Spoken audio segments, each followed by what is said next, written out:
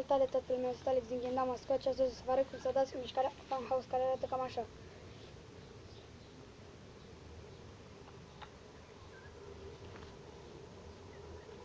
Și pentru a vă ieși această schemă trebuie să țineți așa chenul cu partea asta așa, adică așa, să țineți așa, să țineți degetul ca la Infinite Gunslinger și să dați așa.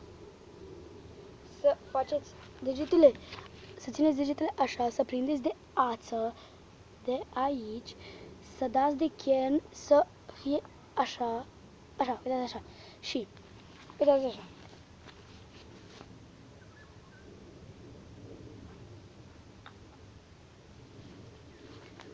Aceasta este mișcarea cu încetinitorul, dacă vreți, uitați așa, trebuie să dați așa, peste deget, să vină peste small cap, uitați, vedeți, așa, să faceți degetele, să prindeți de bilă, să trageți așa și să dați scanul așa.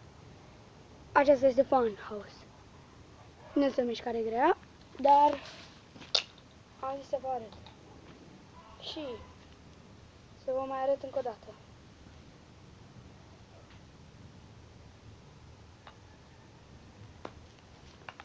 Da, cam atât cu acest episod.